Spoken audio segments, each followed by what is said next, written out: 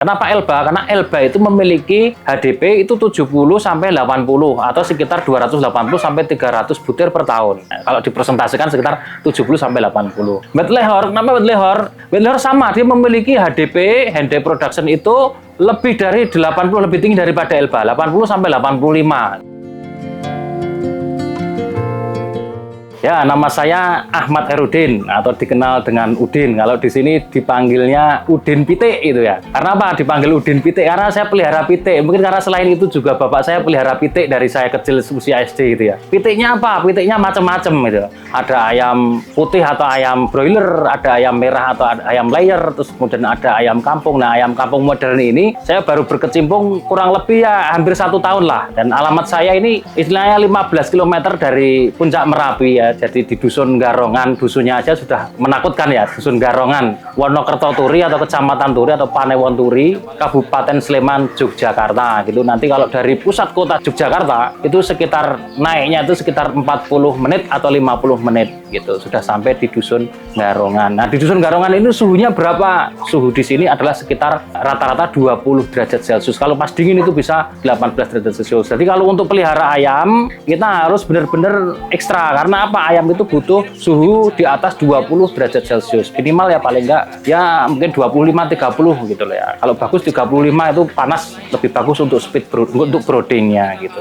Saya ini kuliah sudah lama sekali, terus kemudian kerja juga sudah lama. Jadi kalau orang belajar itu kan sebenarnya macam-macam, tidak harus dia ada di lembaga formal, institusi dan lain sebagainya. Kuliah S1 boleh, kuliah S2 boleh. Tapi kita harus tahu makna kuliah itu untuk apa. Kalau maknanya itu kuliahnya hanya untuk gengsi dan gaya-gayaan, saya rasa kurang begitu bermanfaat ya. Tapi kalau kita ini kuliah nanti untuk bisa kita memiliki ilmu untuk kerja, ikut orang, itu juga bagus, nggak apa-apa itu. Karena tujuannya adalah memperoleh uang, memperoleh duit untuk nafkah dan lain sebagainya. Tapi kalau kita ini pengen memiliki uang yang lebih banyak daripada gaji gitu ya, ya kita harus usaha kan. Salah satu usaha yang menurut saya mungkin sudah berkecimpung ketika bapak saya sudah mengajarkan saya ketika kecil adalah ya beternak atau sama perikanan, pertanian dan lain sebagainya. Cuman bapak saya itu sudah mengajarkan dari kecil bagaimana sih manajemen ayam dari broodingnya, dari kemudian pakannya, kebersihannya, terus bagaimana pemasarannya itu sudah diajarkan secara mungkin tidak langsung. Karena saya sudah dulu kecil-kecil itu suruh megangin telur pakai motor itu di belakang. Jadi saya tahu, oh harganya di sini, oh ternyata sekian. Dari situlah saya kemudian saya belajar bagaimana marketing, itu penting sekali. Selain juga saya harus belajar bagaimana cara teknis untuk beternak, bagaimana manajemen penyakit, bagaimana kita berjaringan dan lain sebagainya. Jadi dari awal tadi ketika kenapa saya itu kuliah tinggi-tinggi, setelah kuliah sampai ke S2 dan jenjang lain sebagainya, terus kemudian saya memilih keluar kerja dan berternak karena pertimbangannya satu, duit dari hasil ayam itu tidak panas gitu ya. Itu salah satu keberkahan kenapa saya memilih untuk pelihara ayam. Jadi banyak sekali orang yang memperoleh profit margin dari usaha-usaha yang lainnya dan lain sebagainya. Tapi untuk ayam ini untung ya 50.000, 100.000 per ekor dan lain sebagainya ini saya jalani karena apa? Karena memang berkah sekali itu. Jadi saya sudah membandingkan dari kerja dari awal ke perhotelan, konstruksi, penerjemahan dan pelokalan, terus kemudian saya terakhir ini customer service di e-commerce, terus kemudian saya memutuskan keluar. Nah, di situ sudah cukup bahwasanya esensi dari kerja hakikatnya itu apa? Ya udah cari duit, nafkahin istri, bagaimana memberikan sesuatu yang halal biar menjadi keberkahan. Itu yang penting seperti itu. Kalau itu sudah dipegang, sudah ada ilmunya, sudah ada jaringannya, itu pasti insya Allah semuanya akan mengikuti kita gitu. Seperti itu. Di peternak-peternak juga sebenarnya harus punya semangat paling seperti itu. Pak, saya mulai peternak tapi mati terus bagaimana? Itu salah satu biaya untuk belajar beternak seperti itu. Saya beli DOC, jumlahnya 100 ekor atau 1 boxnya. Tapi saya pelihara belum sampai 1 minggu mati semua, Pak. Enggak apa-apa, pelihara lagi, begitu. Beternak yang skala kecil seperti saya itu kan sebenarnya tinggal scale up saja karena sudah profit marginnya sudah kelihatan. Oh, saya pelihara ayam DOC. Nanti akan saya jelaskan profit marginnya, BEP-nya, terus RO-nya bagaimana, itu kita akan tahu bahwasanya oh ternyata heboh. Nah, ini aja skalanya masih di bawah 50 ya. Kalau kita scale up menjadi skalanya itu lebih besar, katakanlah 100, 500, 1000, 10.000 dan lain sebagainya, itu nanti akan mungkin keuntungan yang diperoleh akan lebih besar lagi. Cuman PR kita akan banyak, tidak hanya beternak saja, tapi juga harus bagaimana manajemen kandang, manajemen kemasyarakatannya bagaimana, itu baunya amonia dan lain sebagainya. Terus manajemen bagaimana kita memasarkannya, terus bagaimana kita SDM mengelola orangnya, itu akan lebih kompleks lagi. Makanya perlu ilmu di situ. Makanya awal-awal dulu kita skala kecil dulu, begitu kita sudah bagus kita besarkan, baru kemudian kita scale up-nya dengan melibatkan kemudian banyak orang. Nah, respon keluarga, satu, mungkin istri saya agak kaget. Wah, nanti kalau meninggalkan pekerjaan itu sudah tidak dapat gaji loh Pak. Posisinya kemarin sudah lumayan dan lain sebagainya. Nanti kalau ternak apa cukup dan lain sebagainya. Lah kalau kita ukur UMR di Jogja berapa sih Pak? Mungkin 2 juta ya gitu ya. Tapi kalau beternak insya Allah ya cari 2 juta itu gampang banget. Itu satu. Tapi tidak terus kemudian kita menggampangkan bahwasanya wah gampang lah nanti ternyata kita jualan Elba profit marginnya sampai 2 juta per bulan dengan hanya di bawah 50 ekor. Ini bisa saja. Tapi kita juga harus konsisten karena apa? Manisnya seperti itu kan, peternak itu berbicara manisnya. Tapi sebenarnya pahitnya itu banyak itu loh. Pahitnya begitu banyak. Banyak orang yang katakanlah menipu, mengambil tapi tidak membayar itu juga ada. Pak, bisa ambil diri nanti bayarnya kemudian ya dan lain sebagainya. Kalau seperti itu ada. Tapi kedua misalnya kematian misalnya panennya itu untuk pulet misalnya 4 bulan 3 bulan. Tapi sebelum 3 bulan itu pada ada kematian lebih dari 20%. Misalnya 100 matinya 20. Maka tinggal 80. Maka itu akan mengurangi tingkat keuntungan kita. Terus kemudian pakannya dan lain sebagainya. Tapi kalau sudah tahu lezatnya berternak gitu kan, pasti ya calon istri Anda atau mungkin istri Anda atau mungkin keluarga anak-anak Anda dan sebagainya mungkin akan mengizinkan untuk beternak. Karena apa? Nabi kita itu juga beternak itu ya, beternak domba gitu. Bahkan dulu buruh untuk menggembala domba gitu. Jadi begini Mas, kalau susah atau tidaknya itu relatif ya. Kadang saya mengatakan ternak itu gampang, tapi hanya untuk jenis-jenis ayam tertentu. Misalnya kenapa saya tidak mengambil broiler gitu? Karena broiler itu menurut saya ayam yang bisa dikatakan ringkih, gitu. Atau ayam yang menurut saya kurang begitu bertahan dibandingkan dengan ayam-ayam kampung atau ayam-ayam modern saat ini. Nah, kalau bisa bilang dia susah, juga mungkin karena dia kurang ilmu saja gitu. Atau mungkin orang bisa mengatakan, wah tanganmu adem, tanganmu ora cocok untuk itu. Kalau adem itu cocok gitu. Itu juga bisa dikatakan peribahasa saja. Ini kalau tahu ilmunya itu tahu. Ada orang yang tidak bisa bagaimana saya membersihkan kotorannya tidak mau karena apa? Kemungkinan saya jijik dan lain sebagainya. Itu bisa pakai orang lain kita bayar untuk membersihkan itu. Kalau kita bisa menggunakan seperti itu atau kita ahli marketing, bagian bisa menggunakan digital marketing. Tapi nanti bukan peternak murni ya. Istilahnya jadi belantik pitik gitu ya seperti itu. Tapi nggak apa-apa, sah-sah saja. Saya dulu awalnya juga selain beternak saya coba-coba punya kamera kecil itu dulu, kamera saku atau digital itu, ke pasar aja main foto-foto di bakul pitik, saya tanyakan harganya, saya posting di beberapa website e-commerce, terus dari situ terjadi pelonjakan peminat yang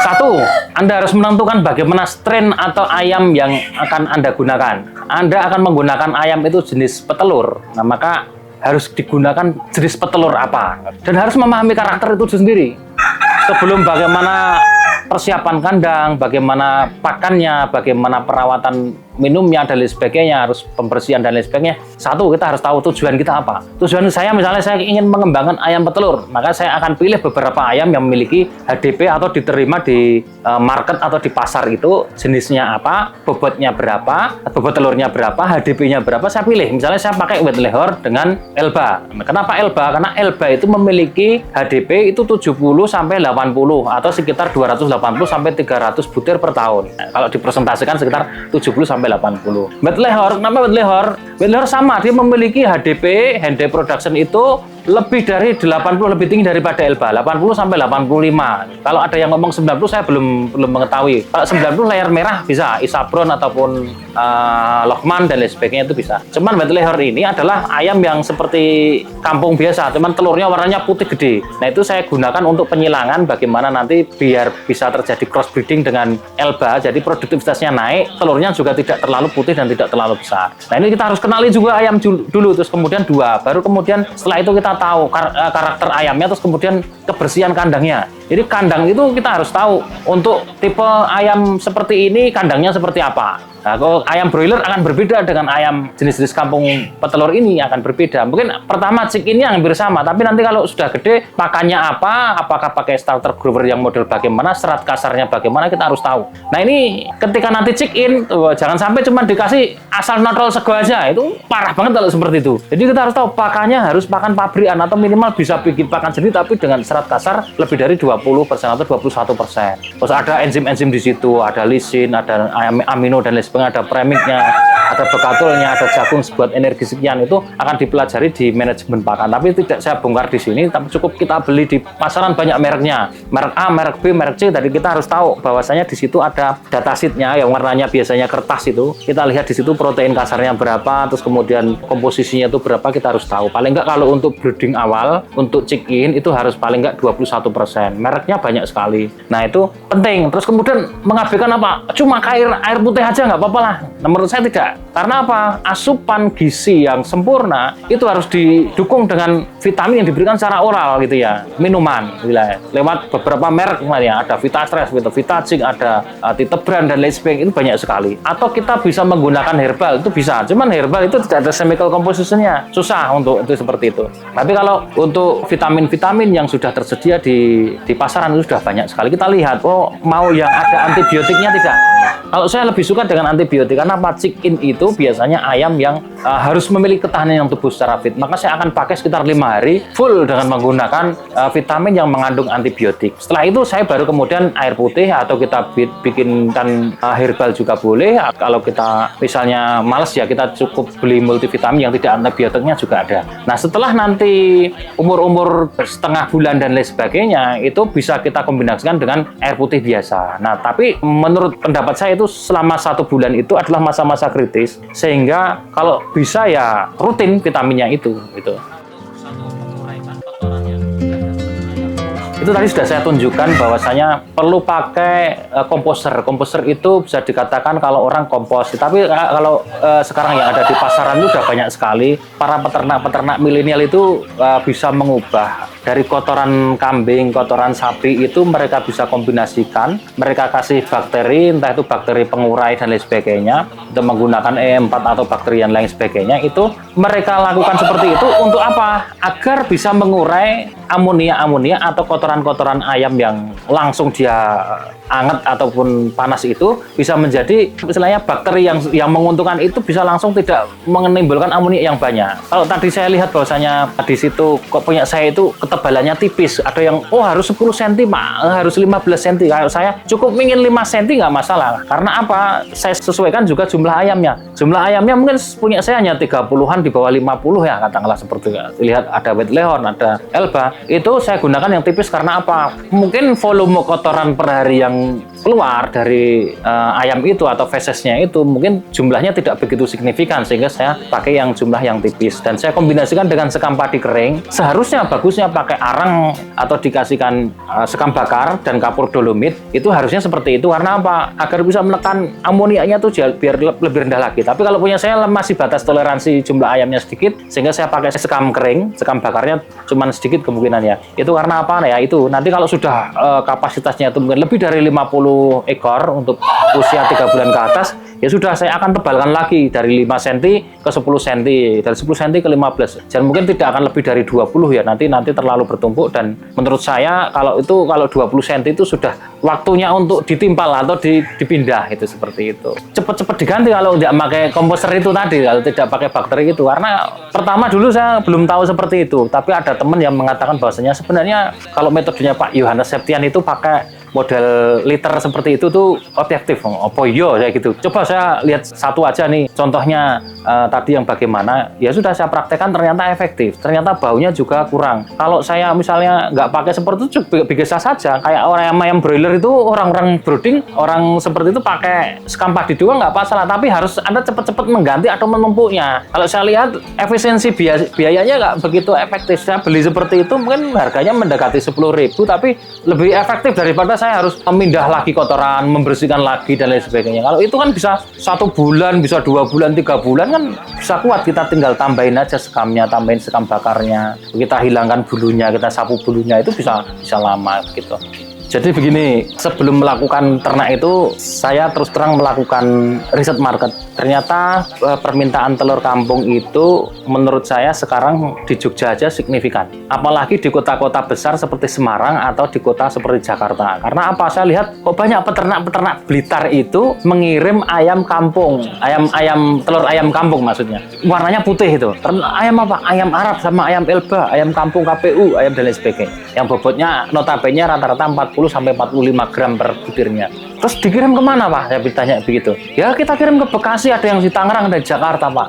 Di sana bagaimana? Wah ada, pokoknya ada demand. Tapi saya tidak memintakan nomornya customer, enggak. Karena ini mungkin secara ini enggak etis kan ya gitu. Tapi dengan saya itu, saya kemudian kita lihat, coba kita tes di pasarnya di Jogja sendiri. Di Jogja itu bagaimana? Oh ternyata ada tukang jamu itu minta. Justru malah tukang jamu mintanya itu yang enggak telurnya besar-besar. Rata-rata 40-45 gram. Atau mungkin ada yang mendekati 40, itu masih mau. Karena apa? Telurnya ini kampung Mas. Kampung beneran, warnanya nggak putih banget.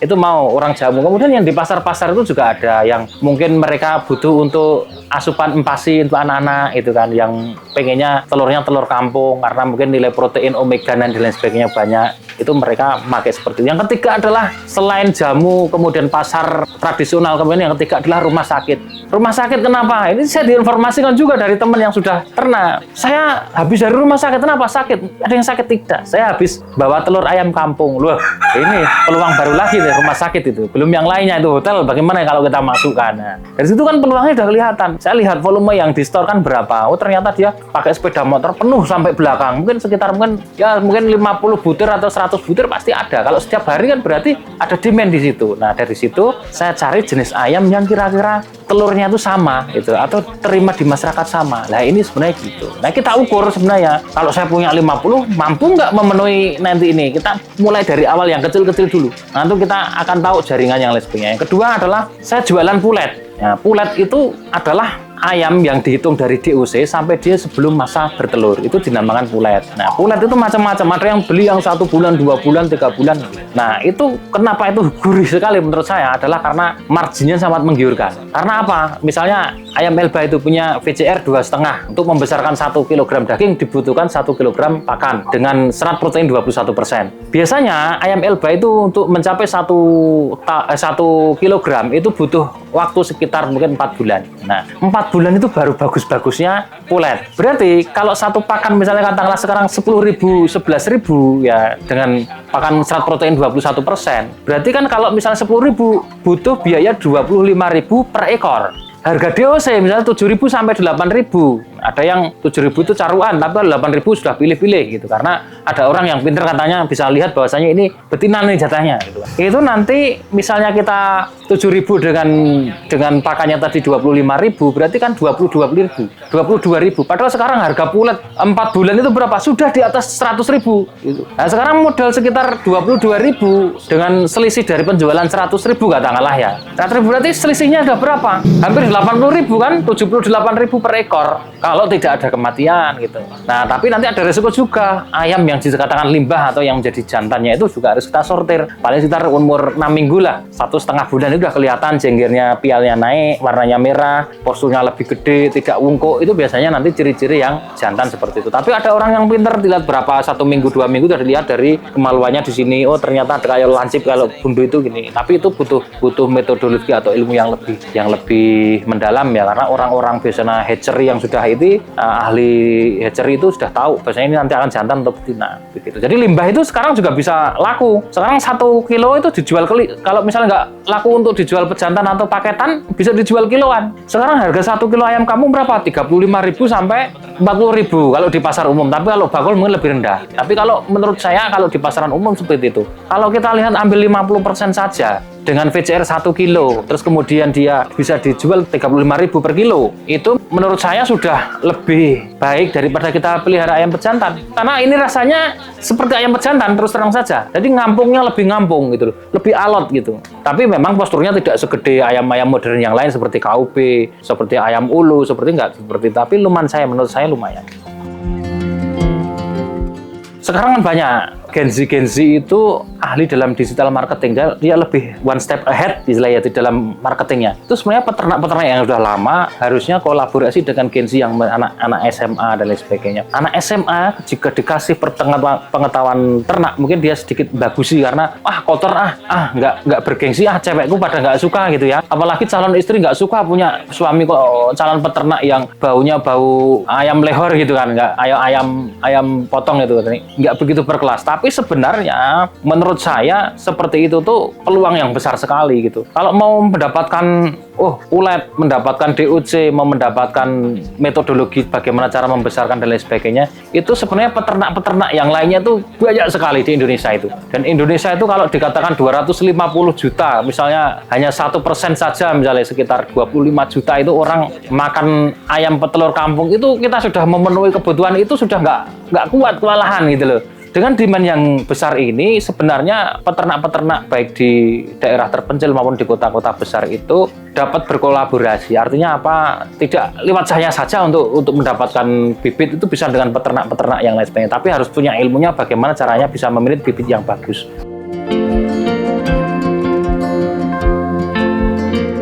Nama saya Ahmad Herudin. Kalau di Facebook Al-Kalkuni, Al-Kalkuni. Karena saya dulu pemain Kalkon saya pending dulu karena masih dalam proses nanti pemilihan bibit unggul dan lain sebagainya. Tapi kalau bisa kontak langsung bisa via WhatsApp ya. 081328417516.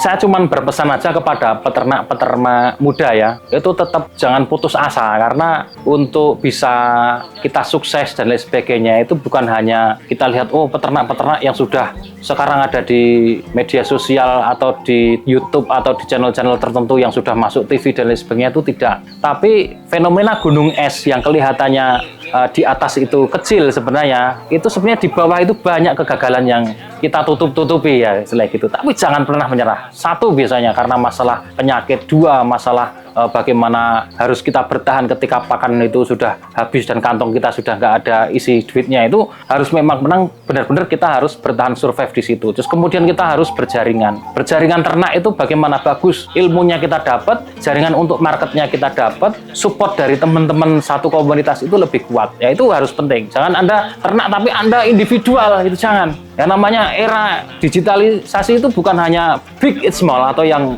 memiliki kapital yang besar itu yang menang. Tidak, sekarang orang permainan kartel dan lain sebagainya itu kan hanya berlaku ayam broiler ya. Tapi ayam kampung tidak hanya big it's small itu penting, tapi fast it's slow gitu kan. Bagaimana yang cepat itu bisa mengalahkan yang lambat gitu. Dari zamannya Intel Pentium dengan AMD mungkin mereka akan bersaing untuk bagaimana cepat-cepatan gitu. Tapi ternyata yang ketiga itu yang berjaringan itu yang akan menang. Mereka yang berjaringan dari Sabang sampai Merauke seperti itu. Untuk beternak, mereka akan bisa mengalahkan kekuatan kapital dan kekuatan yang memiliki speed yang bagus. Nah, sekarang ini Gen Z itu memiliki tidak hanya tiga itu. Capital power, terus kemudian yang kedua kecepatan dalam dia berinteraksi atau dia berjaringan dan lain sebagainya. Yang ketiga itu berjaringan. Dia juga punya kemampuan untuk bagaimana mendigitalisasi ternak itu menjadi sebuah konsep yang lebih bagus nih. Maka Gen Z itu harusnya kita rangkul itu. Kita ajak untuk bagaimana edukasi ternak itu bagaimana menjadi ternak yang lebih modern. Nah, kalau ini sudah dikombinasikan, dikonsolidasikan menjadi konsep yang bagus, saya rasa ternak-ternak itu bisa dilakukan dengan ternak virtual. Nah, ini yang sebenarnya saya cita-citakan, bagaimana pemuda itu jangan kerja ikut orang terus lah. Saya sudah 10 tahunan, 15 tahunan kerja capek gitu kan. Mendingan ternak aja dari dulu, dari awal gitu loh. Ternak gitu, udah kerjanya nanti mengikuti atau rezekinya bisa mengikuti. Atau kita kerja di tempat perusahaan ternak, nggak apa-apa. Yang penting kita tahu ilmunya, bagaimana cara meramu pakan, bagaimana membuat rekayasa genetika dan brooding dan lain sebagainya, kita harus tahu. Nah, ini yang ilmunya harus kita pelajari. Dua, semangatnya harus kita perbaiki. Yang ketiga, tetap jangan menyerah. Yang keempat, yang terakhir adalah tawakal gitu kan. Nah, ini yang penting. Karena apa? Semuanya, rezeki dan lain sebagainya, kelancaran kita dalam usaha dan lain sebagainya, itu Allah yang ngatur. Nah, kalau kita itu punya niat bahwasanya kita ternak untuk mencari ridha Allah, insya Allah kita dalam kondisi rugi, dalam kondisi untung, tetap kita dilindungi Allah. Nah, sekian, terima kasih.